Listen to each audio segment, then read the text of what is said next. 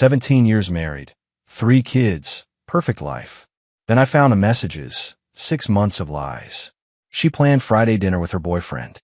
I reserved the next table and brought his wife as my date. What happened next went viral. My name is Owen Bradshaw. I'm 44 years old, and until 3 weeks ago, I thought I had a solid marriage. I'm a managing partner at Hendrick & Associates, a mid-sized law firm in downtown Seattle. The hours are brutal, the case is demanding, but the work pays well enough to afford our 4-bedroom house in Maple Valley and private school tuition for our 3 kids. My wife, Lauren, is the HR director at Cascade Medical Systems. Smart woman, organized, always knew how to handle people. Or so I thought. We met in college, University of Washington, both of us ambitious and hungry for success. She was studying human resources management while I was grinding through pre-law.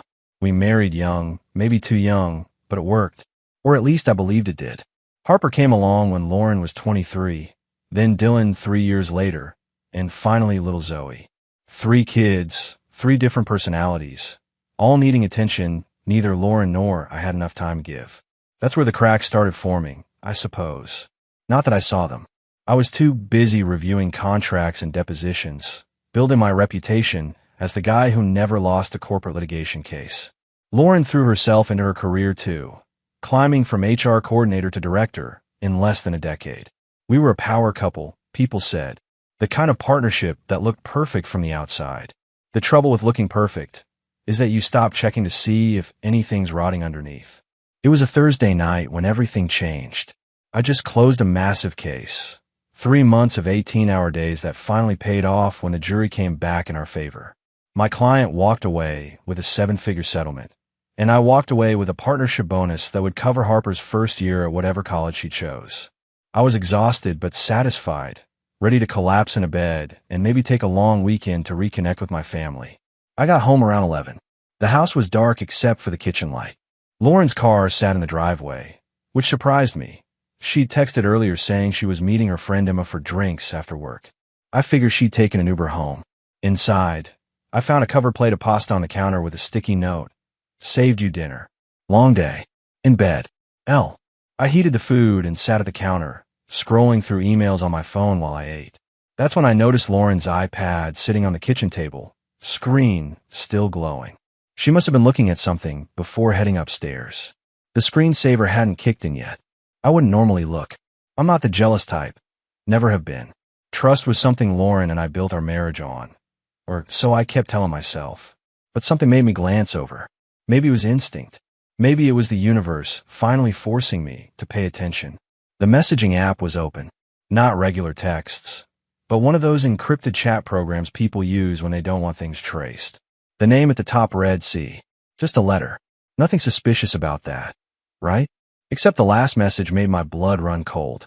Can't wait for Friday. Same place, 8 p.m. I've been thinking about you all day. Below that, Lauren's response, sent just 20 minutes ago. Me too. I'll tell Owen I have a late HR meeting. He never questions those anymore. I stared at that iPad screen for what felt like an hour, but was probably only 2 minutes. My pasta sat forgotten, growing cold on the plate beside me. The messages kept scrolling. Weeks of conversations, maybe months. I didn't read them all. Didn't need to. The pattern was clear enough. C was Caleb. Had to be. Lauren had started going to some premium gym 6 months ago, coming home talking about her new trainer and how he was helping her feel strong again. Caleb Foster, owner of Apex Athletic Club downtown. She'd shown me his Instagram once. Some chiseled guy in his early 40s with a kind of smile that probably made women's knees weak. I'd encouraged it. Told her it was great she was taking time for herself. What an idiot I'd been. My first instinct was to storm upstairs, wake her up, and demand answers. Throw the iPad at her, watch her scramble for explanations. But something stopped me. Maybe it was the lawyer in me, the part that knows you never confront someone until you have all the evidence lined up. Or maybe it was something deeper, a cold understanding that this required strategy, not emotion. I took photos of the screen, every message I could find. Then I carefully placed the iPad back exactly where it had been, screen still glowing, and finished my pasta like nothing had happened. Each bite tasted like cardboard, but I chewed methodically, forcing myself to maintain the routine. When I went upstairs, Lauren was asleep, or pretending to be. The bedside lamp cast soft light across her face. 17 years I'd looked at that face. 17 years of believing I knew the person behind it. I changed into my pajamas in the dark, slipped under the covers, and lay there staring at the ceiling. My mind raced through possibilities, scenarios, legal implications, community property state, 3 minor children, her income versus mine, assets to divide, custody arrangements. I was already building the case, even though part of me hoped I was wrong. Friday was 1 day away. Same place, 8 p.m. I needed to know where same place was. The next morning, I woke before my alarm. Lauren was already in the shower, her phone charging on the nightstand. I picked it up. Her passcode was Harper's birthday, hadn't changed in years, and opened the encrypted chat app. More messages from overnight. Caleb telling her he couldn't sleep thinking about her. Lauren responding that she'd dreamed about him. The kind of intimate conversation that should have been happening between us, but hadn't in years. I scrolled further back. Found the restaurant name, Altitude, a high-end steakhouse on the 23rd floor of the Columbia Tower. Window seats with a view of Elliott Bay. Reservation under Foster, 8 p.m. I memorized everything, then placed her phone back exactly where it had been. Lauren emerged from the bathroom wrapped in a towel, hair dripping. She smiled when she saw me awake. Morning. Didn't hear you come in last night. How'd the case go?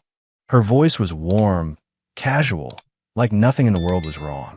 Like she hadn't been texting another man about their secret Friday date while I slept beside her. 1, I said, matching her tone. Jury came back in 2 hours. That's amazing. She crossed the bed, kissed my forehead. I smelled her shampoo, the same brand she'd used for years. I'm so proud of you. We should celebrate. Maybe this weekend, I replied. I've got a lot of follow-up work to handle first. She nodded, already moving toward the closet to pick out her outfit for the day. I have that late HR meeting Friday night. Won't be home until after 9, probably. There it was. The lie, delivered smoothly, practiced. How many times had she done this? No problem, I said, my voice steady. I'll order pizza for the kids. Lauren smiled at me through the mirror as she held up 2 blouses, deciding between them. You're the best, you know that. I smiled back, just trying to be a good husband. If she caught the edge in my tone, she didn't show it. She chose the blue blouse, the one that brought out her eyes, and continued getting ready for another day of pretending our marriage was fine. I watched her go through a routine, this woman I'd shared my life with, and felt absolutely nothing except cold determination. Friday morning started like any other. Lauren kissed me goodbye at 7:30, coffee thermos in hand, telling me she'd be late tonight because of that HR meeting. I watched her back out of the driveway, her BMW disappearing down the tree-lined street, and felt nothing but cold calculation. I'd spent the previous day doing what I do best, building an airtight case. Not in court this time, but against my own wife. First, I call my brother, not for emotional support, but because Jake worked in digital forensics for a cybersecurity firm. If anyone could help me document everything without tipping my hand, it was him. Need a favor, I told him over lunch at a quiet diner across town. I slid my phone across the table, showing him screenshots of Lauren's messages. Jake's face hardened as he scrolled. Owen, I'm sorry, man. How long has this been going on? At least 6 months, maybe longer. I need to know everything. Every message, every call, every location she's been to. Can you do that without her knowing? He nodded slowly. I can clone her phone data remotely if you can give me access to her iCloud for just 5 minutes. Everything backs up there. Messages, photos, location history. She'll never know. Done. She leaves her laptop at home most mornings. Jake pulled out a small USB drive. Install this software. It'll run in the background. Sync everything to a secure server I control. Takes about 3 minutes. That afternoon, while Lauren was at work and the kids at school, I followed Jake's instructions. The software installed silently, began its work. Within an hour, Jake texted me. Got it all. This is worse than you thought. Call me tonight. But I couldn't focus on that yet. I had another piece to put in place. I'd done my research on Caleb Foster. 30 minutes of Googling told me everything I needed. Owner of Apex Athletic Club, married to Melissa Foster for 12 years. She ran Foster Contemporary, an art gallery in Pioneer Square that featured up-and-coming Pacific Northwest artists. The gallery's website listed her email. I drafted a message, deleted it, Drafted another.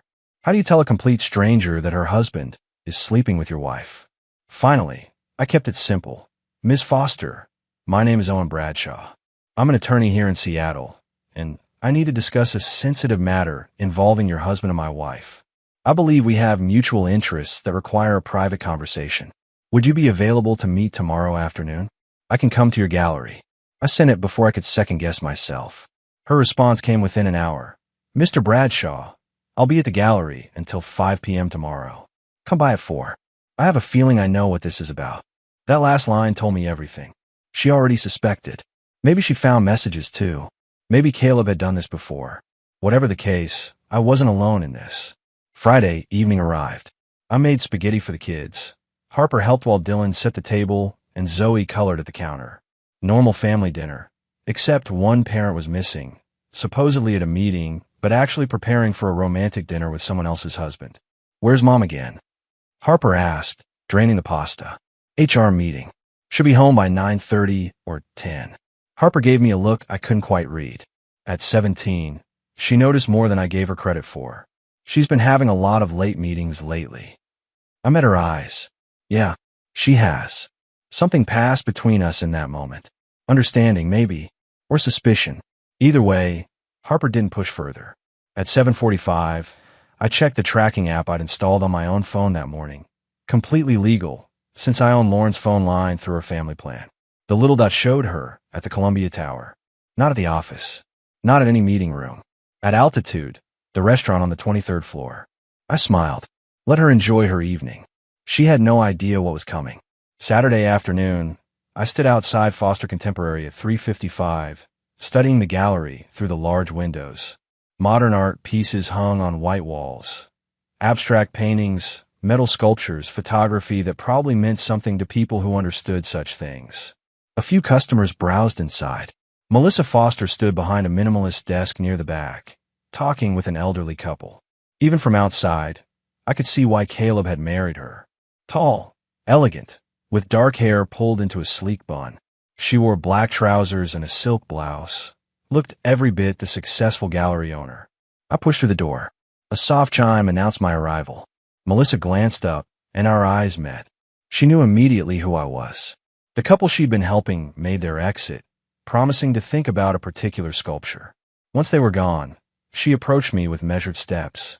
Mr. Bradshaw? Owen, please. I extended my hand. She shook it firmly, her grip strong. Melissa, come to my office in the back. I followed her past the displayed artwork to a small office with a glass desk and 2 modern chairs.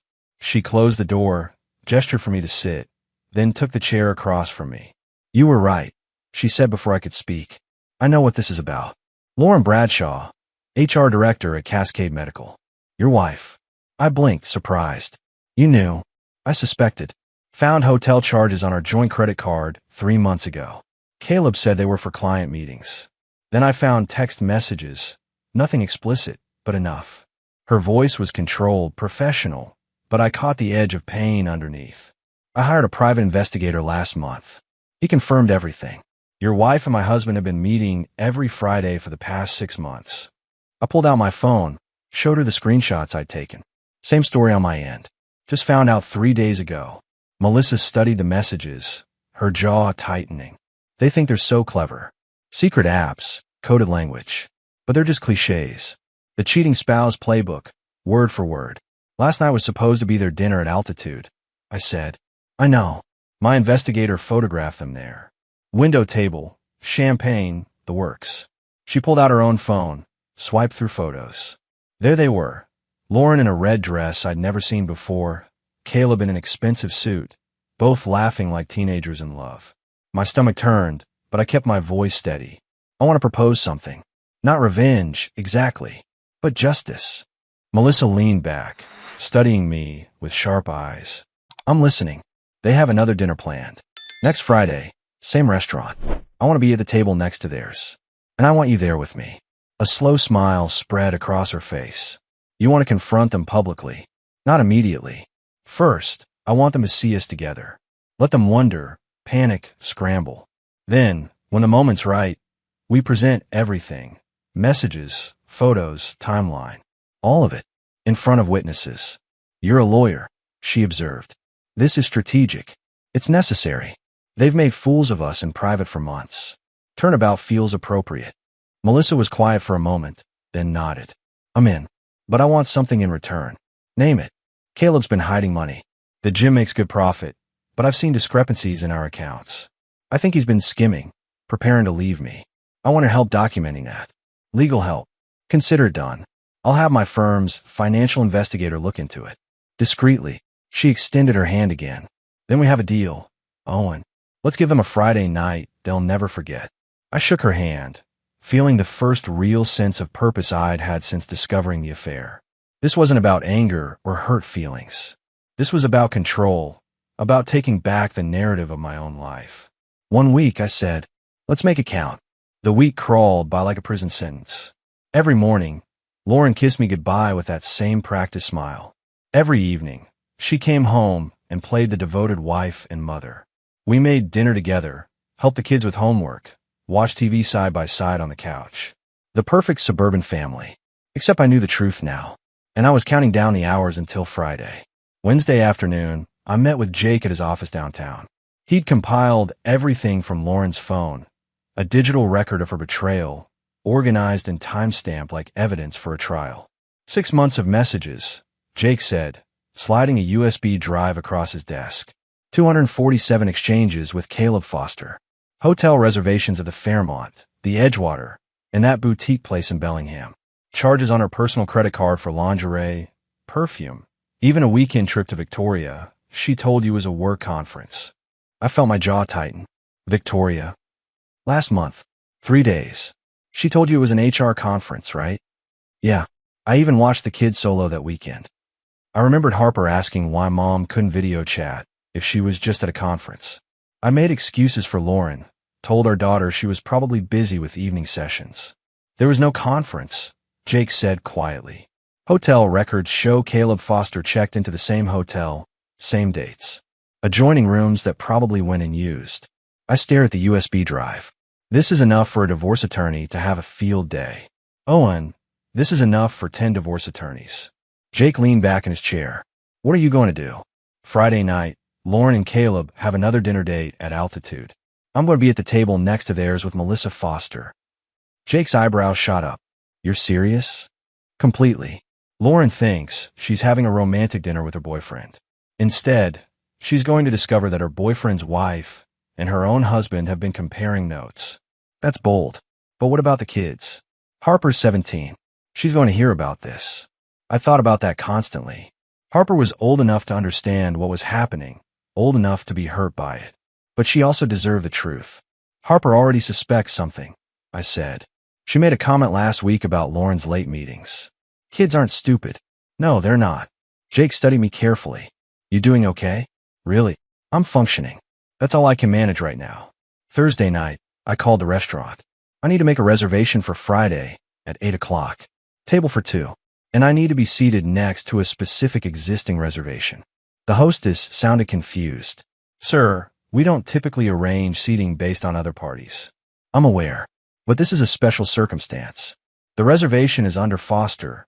8 o'clock, window table. I'm willing to pay extra to ensure my table is positioned adjacent to theirs. There was a long pause. May I ask why? Personal matter.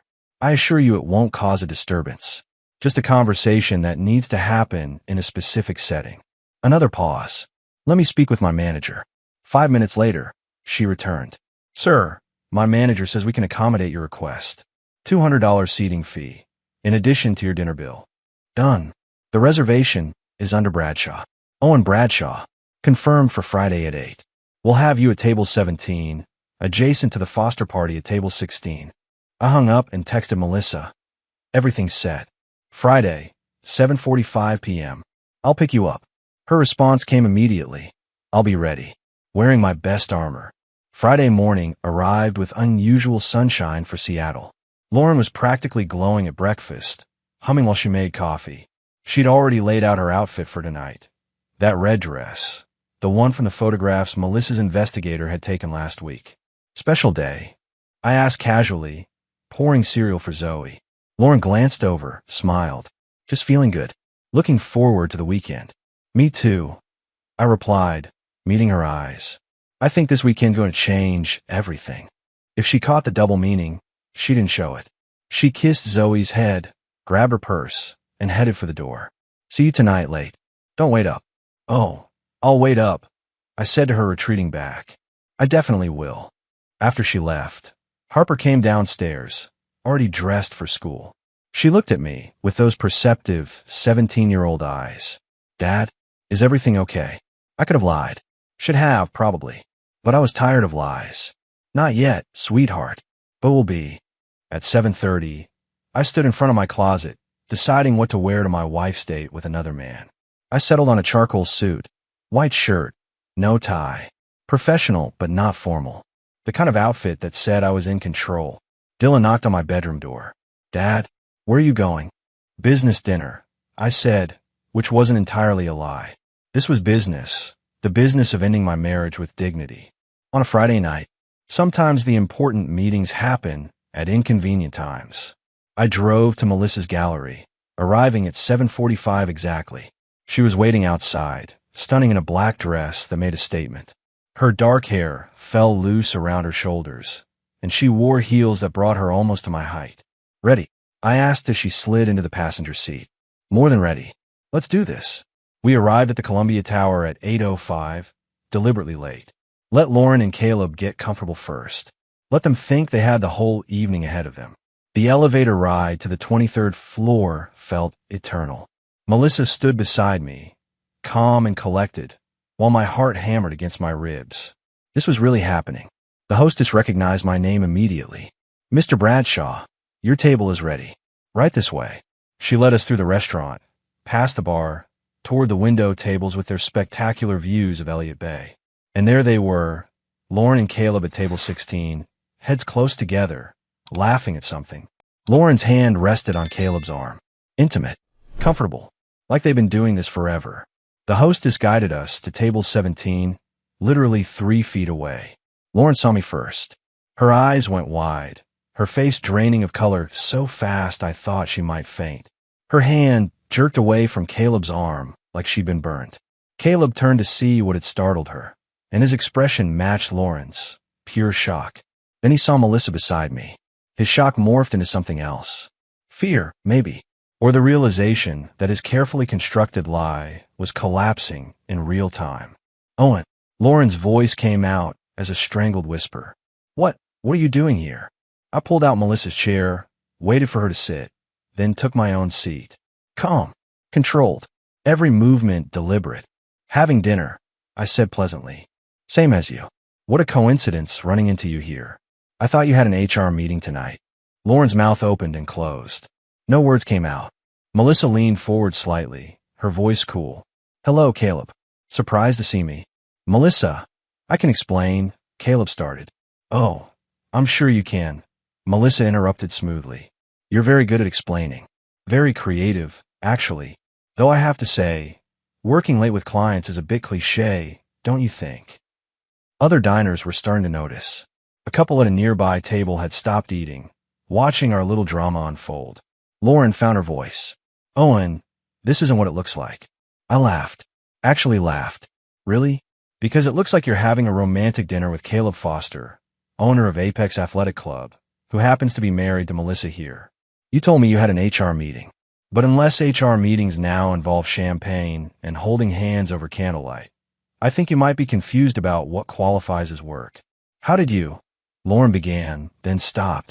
The calculation in her eyes was almost visible. She was trying to figure out how much I knew, how much I could prove. How did I know? I pulled out my phone, set it on the table between us.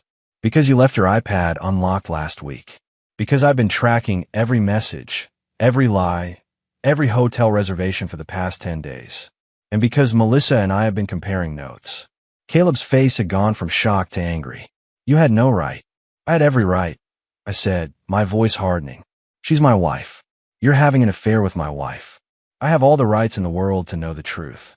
The server approached our table, clearly sensing the tension, but professionally obligated to do her job. Good evening. Can I start you with drinks? Actually, Melissa said, her voice cutting through the awkwardness. I think we're ready to order. We won't be here long. The server nodded quickly and retreated. Lauren's eyes were filling with tears. Owen, please. Can we talk about this privately? Privately? I leaned back in my chair.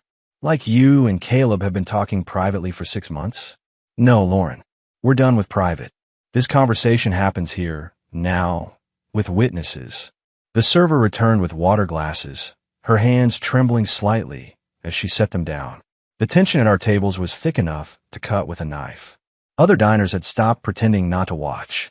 This was better than any Friday night entertainment. Lauren's tears were flowing freely now, mascara streaking down her cheeks. Owen, please. Can we go somewhere private and talk about this like adults? Like adults. I kept my voice level controlled. Adults don't lie to their spouses for 6 months. Adults don't sneak around behind their partner's back. You want to talk like adults? Fine. Let's start with the truth. I pulled out the folder I'd been keeping in my jacket. Inside were printed screenshots, hotel receipts, credit card statements, everything Jake had compiled for me. February 14th, I said, sliding the first receipt across the table. It landed in the middle of the white tablecloth, damning in its clarity. Valentine's Day. You told me you had to work late on that regional compliance review. Instead, you checked into the Fairmont Olympic with Caleb. Room 847. Charge dinner and champagne to your personal credit card. Lauren stared at the receipt like it was a snake. How did you? March 21st through 23rd. That HR conference in Victoria you absolutely couldn't miss. Except there was no conference. I slid another set of papers across. Hotel records show Caleb Foster checked into the same hotel, adjoining rooms. You spent 3 days with him while I handled 3 kids solo. Melissa leaned forward, adding her own documentation to the pile. And let's talk about the money, shall we? $47,000 transferred from your gym's business account to a personal account in the Cayman Islands over the past 8 months. Were you planning to run away together, Caleb? Or were you just stealing from your business? Caleb's confident demeanor shattered. That's confidential financial information. You can't.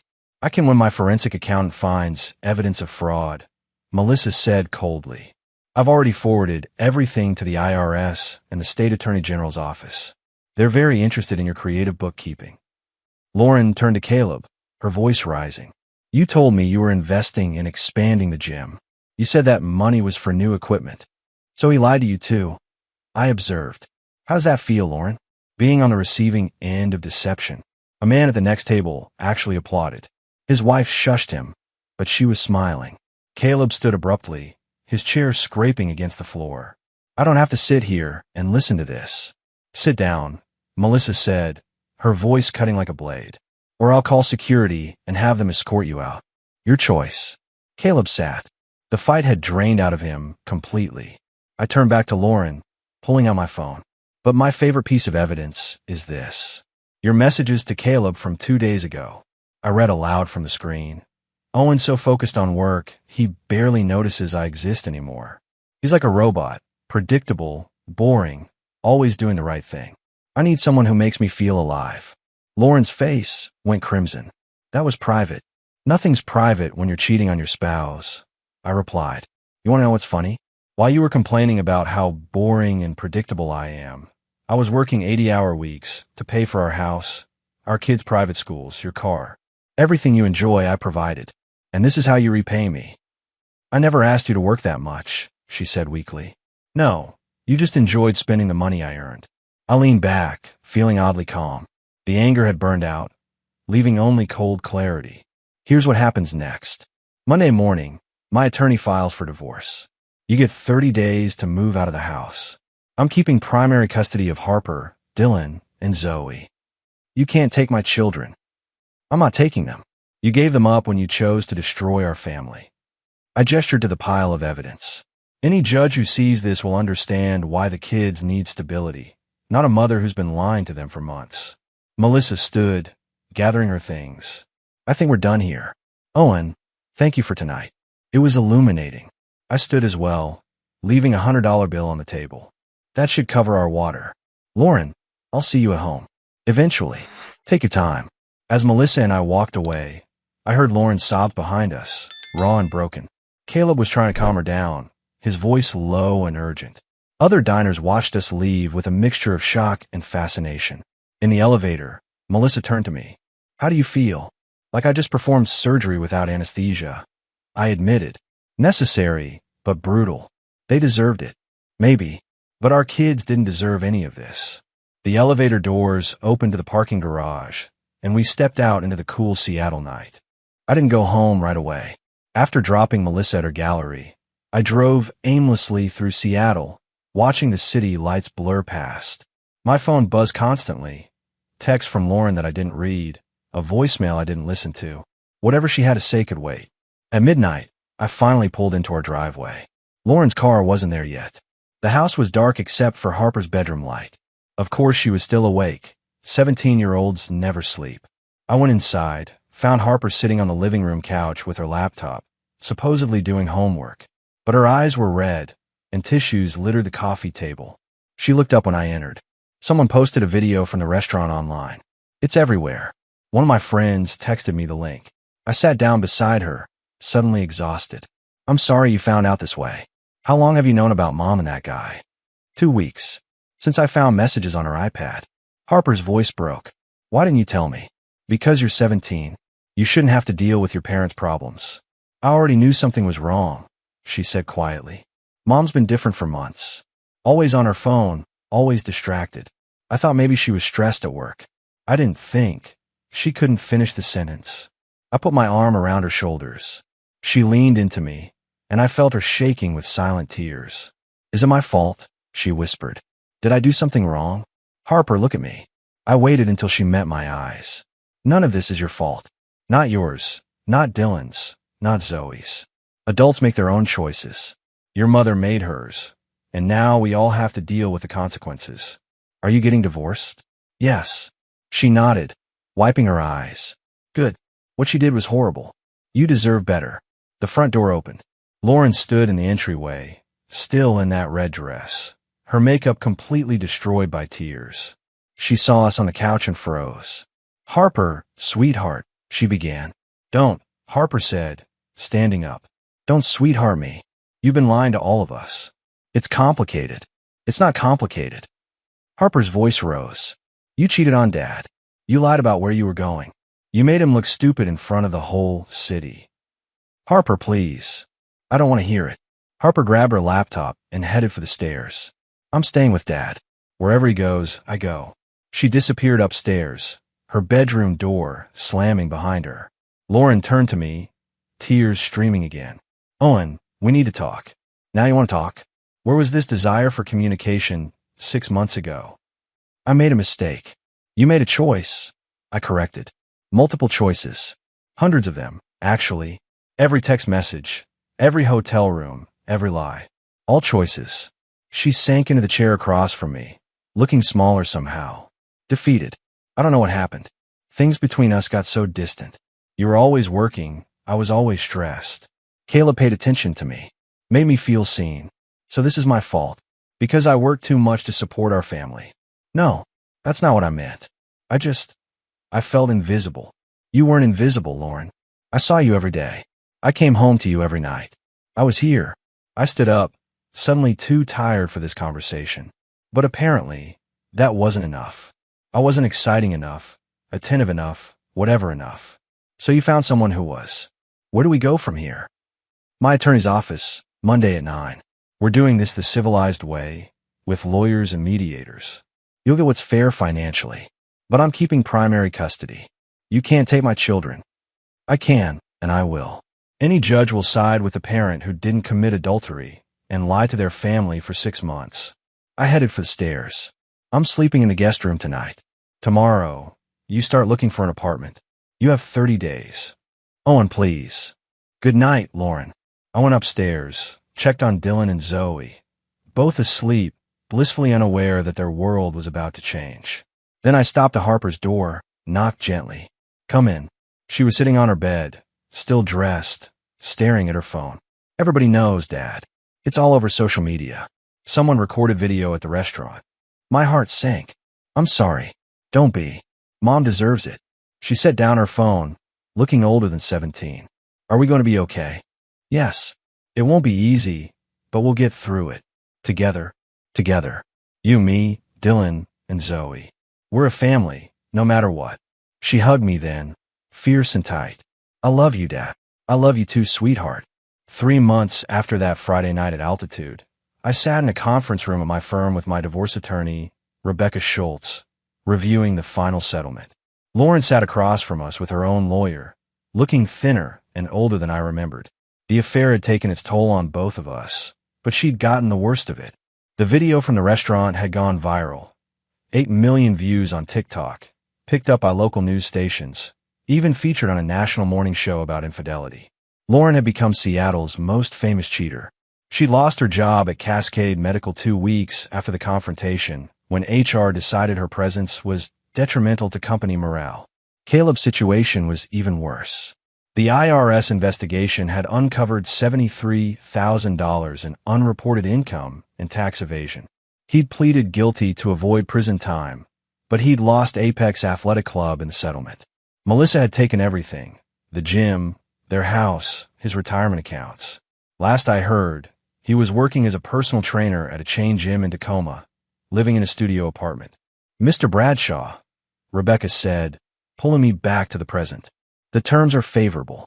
Lauren agrees to joint custody, with you having primary physical custody. She gets visitation every other weekend and Wednesday evenings. Lauren's voice was barely above a whisper. I want more time with my kids. Then you shouldn't have cheated on their father, Rebecca said flatly. The judge reviewed the evidence. You're lucky to get any custody at all. The house, I asked, stays with you. Lauren receives 38% of marital assets, which comes to approximately $215,000. She waives any claim to your partnership shares in the firm. Lauren signed the papers with shaking hands. When it was done, her lawyer gathered the documents and left quickly. Lauren remained seated, staring at the table. Can we talk? She asked quietly. Just for a minute. Rebecca looked at me. I nodded, and she stepped outside, closing the door behind her.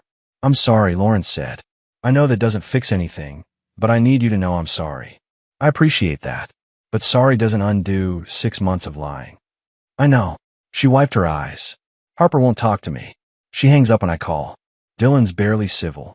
Even Zoe seems angry. You broke their trust. That takes time to rebuild. Will they ever forgive me? I don't know. That's between you and them. I stood, ready to leave. But I won't poison them against you, if that's what you're worried about. They'll form their own opinions. Thank you for that, at least. At the door, I paused. Lauren, I hope you find what you were looking for. Whatever it was that made you blow up our family. I hope it was worth it. I left her sitting there alone. Outside, Harper waited in my car. She'd insisted on coming. Said she wanted to see it finalized. At 17, she was mature enough to understand what divorce meant. Is it done? She asked as I slid into the driver's seat. It's done. Good. She stared out the window. Mom texted me again, asking if we could have lunch this weekend. Do you want to? Not really, but maybe I should. She's still my mom, even if she's a terrible person. She's not terrible. She made terrible choices. There's a difference. Harper looked at me with those wise beyond her years eyes. You're too nice, Dad. After what she did, I'd never forgive her. You might surprise yourself. Forgiveness isn't for her benefit. It's for yours. Holding on to anger only hurts you. We drove home in comfortable silence. Dylan and Zoe were there when we arrived, both doing homework at the kitchen table. Normal Friday afternoon, except Lauren wasn't there to make dinner. That was my job now. Pizza or Chinese? I asked. Pizza. Zoe shouted. Dylan just nodded. While we waited for delivery, I watched my 3 kids, Harper helping Zoe with math, Dylan on his laptop probably gaming instead of doing homework. Our family looked different now, smaller, but we were still a family. My phone buzzed. Text from Melissa Foster. Divorce finalized today. Starting fresh. Thank you for everything. I typed back. Same here. Good luck with the new gallery location. She'd moved forward faster than I had. Already opened a second gallery space. Was dating someone new. An architect she'd met at an art show. I was happy for her. At least one of us was finding our footing. 9 months later, I stood in the backyard watching Dylan and Zoe chase each other around the lawn while Harper sat on the porch steps, texting friends. Spring had finally arrived in Seattle, bringing with it sunshine and warmth that felt symbolic somehow. Life had settled into a new rhythm. The kids had adjusted better than I'd expected. Dylan still had anger issues, acting out at school, getting into fights, but his therapist said it was normal for kids processing divorce. Zoe cried sometimes at night, missing the way things used to be. Harper had become my co-parent, helping with dinners and homework, growing up faster than I would have liked. Lauren saw them every other weekend. The visits were awkward at first, but gradually they'd found a new normal. She'd moved to Tacoma, taken a job as an HR consultant, making half what she used to earn. Her relationship with Caleb had imploded 3 weeks after the restaurant confrontation. Turns out their romance couldn't survive reality. She'd apologized to the kids multiple times. Harper had accepted it grudgingly. Dylan still wouldn't talk to her about it. Zoe had forgiven her almost immediately, the way 9-year-olds do. My phone rang. Unknown number. Owen Bradshaw. I answered. Mr. Bradshaw, this is Catherine Wu from the Washington State Bar Association. I'm calling about the character witness statement you provided for Melissa Foster's civil suit against Caleb Foster. Yes, I remember. Is there a problem? No problem at all.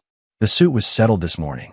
Mrs. Foster received full restitution plus damages. I wanted to thank you for your testimony. Glad I could help.